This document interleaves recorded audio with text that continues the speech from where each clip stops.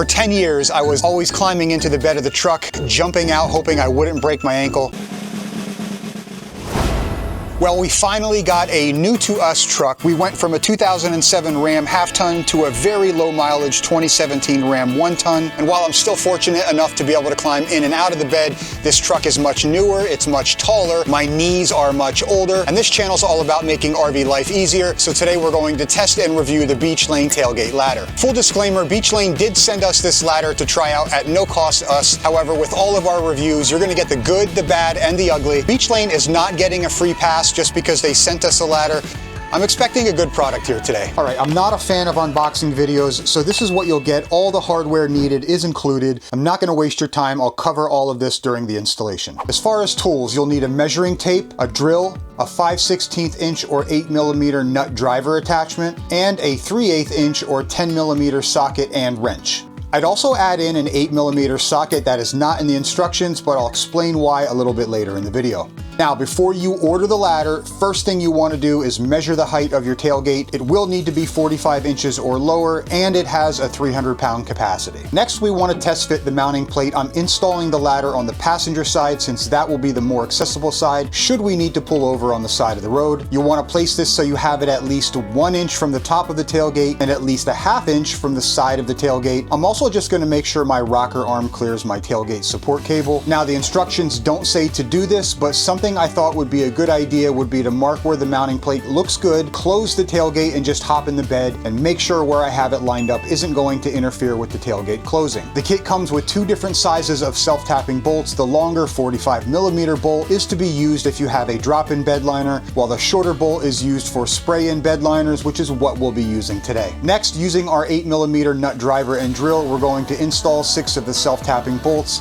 Now, you want to try to spread these bolts out over the surface of the mounting plate to get the strongest mount. Don't just put them in one area, but you'll also want to install these bolts where the tailgate is flat against the mounting plate to get good contact, which won't be at every hole. You're going to have holes left over, but that's to give you more options depending on the surface of your tailgate. And one more thing, once the bolt starts to bite into the metal, stop the drill. You can strip the screw hole out pretty quickly with a drill. I'm just going to go back with a ratchet and tighten up by hand. This is where the 8mm socket comes into play that I mentioned earlier.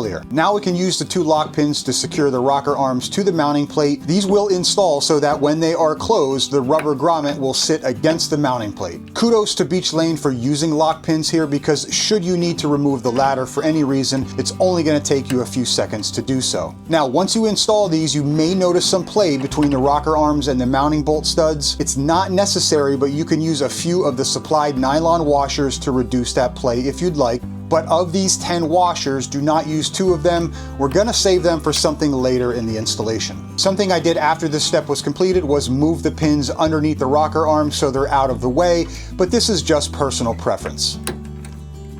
Next, install the offset tube onto the rocker arm closest to the truck using the supplied hex head bolts, washers, and nuts, following up with the straight tube on the backside rocker arm. Remember, these tubes need to move independently of the rocker arms, so you don't want to tighten these bolts all the way down. Just tighten them so the bolt threads pass through the lock nut. Now we can slide the climbing section of the ladder into the tubes. It's important for this step that you're on level ground.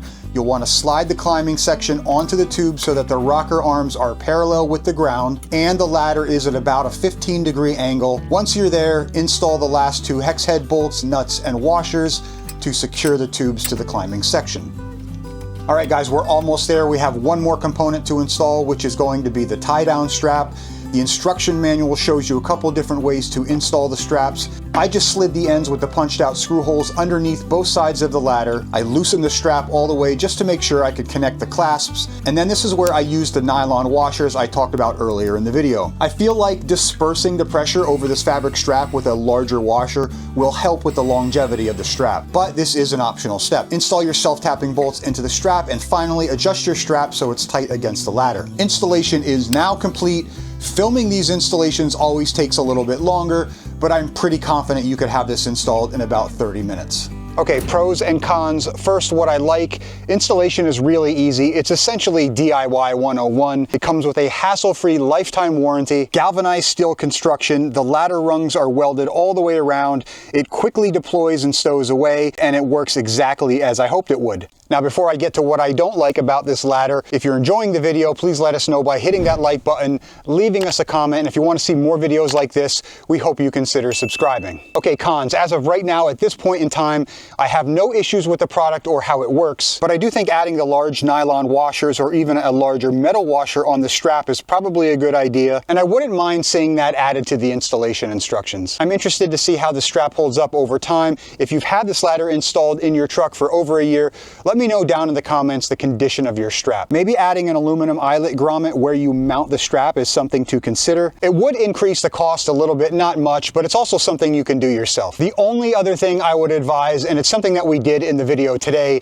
is to finish tightening the self-tapping screws with hand tools. Having owned 3 different custom automotive shops in the last 20 plus years, I can tell you it's really easy to strip a hole in metal using a drill. It's not like going through a piece of wood where the screw is biting throughout the length of the screw. That area is much smaller when going through a sheet of metal, and it's very easy to strip using a powered drill. So I would also not mind seeing that added to the installation instructions, but besides those 2 minor things, as of right now, I'm happy with this product. Now, if you're watching this video 1 year after it's been released, I'll put on the screen right now a link to the update video. As always, links to everything in this video are down below in the video description and the first comment.